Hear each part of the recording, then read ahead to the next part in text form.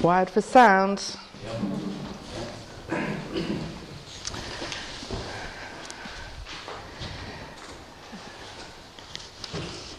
The astute among you will have noticed that it is not Pentecost. However, I've chosen this reading because it means something quite extraordinary to me, and I would like to share that with you. On the leaving of Liverpool, it was hard. It's wonderful to be back, but it was hard to leave after 10 years of making bread, sharing bread, and being with a whole load of scallywags, including Kieran, and learning what it meant to be community in that way, to be real and honest, and to struggle and to be frustrated, and to find the gospel cracking open what it meant to be human. And when I arrived in Bradford, I did feel like a stranger in a strange land, and sometimes I still do, because mostly my neighbours don't have English for a first language, and I live in that strange and distant land called Yorkshire, which is most mysterious.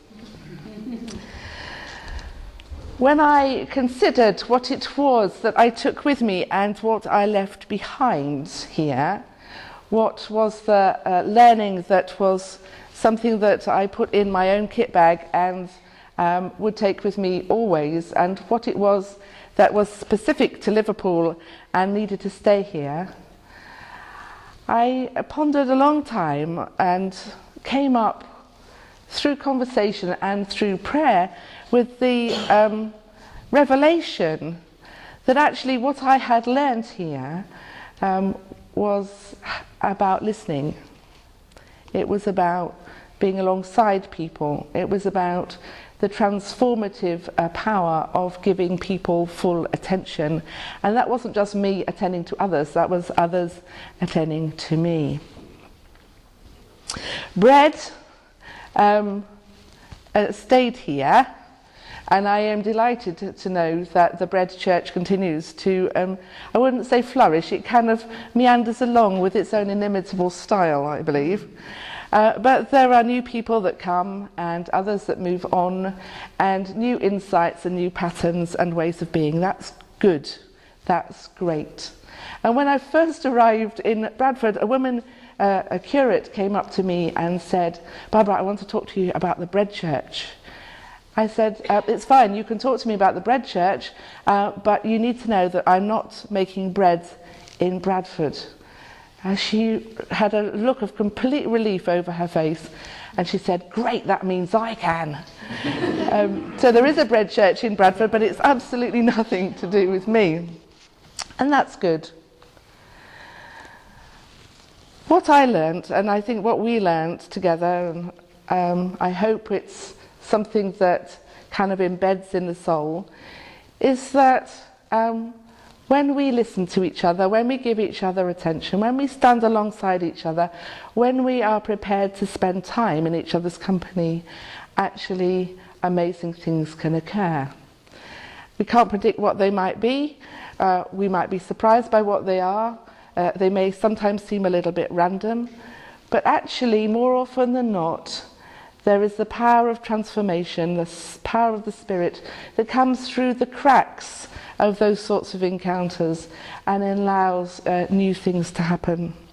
I remember a very resentful big issue vendor, David will know who I'm talking about, coming in one morning to the Bread Church, effing and blinding to say that he was not in a million light years going to make bread because it was for girls and sissies and leaving 2 hours later, clutching his loaf like it was a newborn baby, wrapped up in his arms, and heaven forfend anybody that came between him and his bread.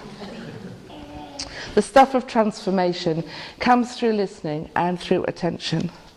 And that's why this passage is particularly poignant, and actually thank you for the translation as well, because that does pinpoint where people were coming from in this day of Pentecost, this kind of tourist gathering that was happening in Jerusalem. People were from all over the place were gathered there.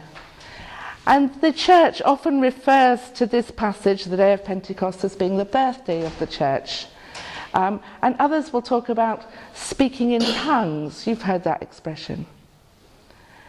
But if you really read this passage, it says, everybody was understood, everybody was heard speaking in their own language. Everybody was heard speaking in their own language.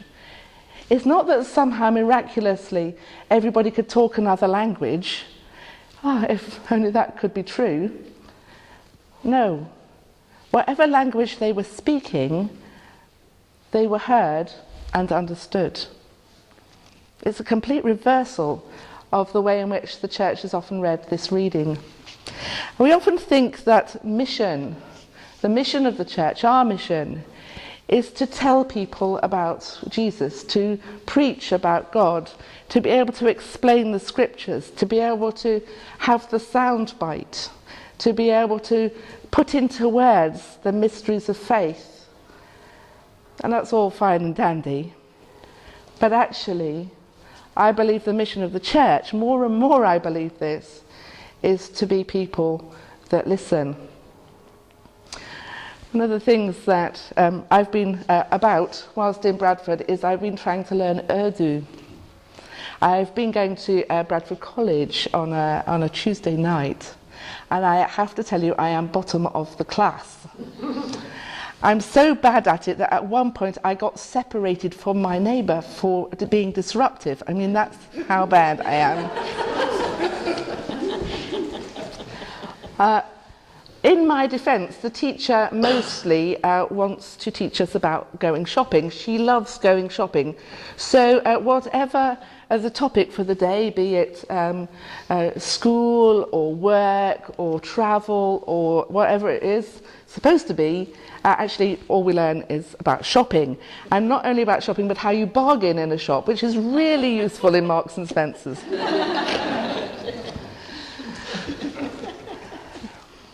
So my ability to learn Urdu, I have to say, is fairly rubbish. Not to put too fine a point on it. But I have, over the last 4 or 5 years, been to Pakistan on a number of occasions. We have a partnership with the Church of Multan, it's South Punjab. And South Punjab is a very anxious place. This last time, the Home Minister had been blown up in an attack. You might have seen it on the national news. That was the day before I went. I'm trying to convince my children that I don't cause these incidents. Time before that, there was the Peshawar bombing in a church. And you will definitely have seen that. And after that incident, I was asked to speak at an interfaith gathering. I tell you, it was very scary. There was a cathedral full of religious leaders. If that's not scary enough, most of them have very large beards and folded arms and looked very grumpy. And I'm 5'2". I stood in front of a Methodist minister. They'd never seen a woman pastor before. As for a Methodist, they're just beyond the pale. And I said in my best Urdu, Assalamu alaikum, mera naam Barbara Glasson hai. I don't speak much Urdu. Smiles. Because what I was saying was not my Urdu, but that physically and in love and in shared compassion and in the anguish of the occasion, I was going to stand with them. That is the stuff of transformation. That is the stuff that makes a difference in the world. Now, not all of us are called to set off for Pakistan, praise the good Lord, because it's a bit of a trek. And there is an escalator at Manchester Airport now known to me as the escalator of doom, because it is the point of no return. Not all of us need to take those sorts of courageous journeys, but all of us will take some sort of courageous journey. And you, probably more than most, know what those journeys might be it in relationships, be it in parenting or grandparenting, being a Christian when others are very dismissive of that, holding fast to who you are in terms of your gender or sexual identity, realizing that within you is an unknown person that has not been discovered before, that is waiting to come out. All those journeys, all those courageous journeys, all those times when we either experience that for ourselves or with those that we care for or those that we love or those that we befriend, those are the moments when God asks us to listen and to understand each other, speaking in a language that's beyond words, that is about compassion and solidarity. Sometimes it simply means we put our feet down and we stay standing somewhere until, well, just until. On the day of Pentecost, it's quite endearing, isn't it, that people thought it was extraordinary that this was happening at 11 o'clock in the morning, as though that was outrageous for people to be drunk at that time. I think in Liverpool we might just have thought it was the night before. But this extraordinary thing was breaking in amongst a random group of humanity. And now we see these people again, and we are called to stand alongside this situation again, as we see images of children washed up on beaches, and we hear of borders with razor wire, and we know that people are fleeing for their lives. We ask God, how do we stand alongside? What are we called to do and be? How can we be truly the people who listen and hear, each one of us speaking in our mother tongue? Amen.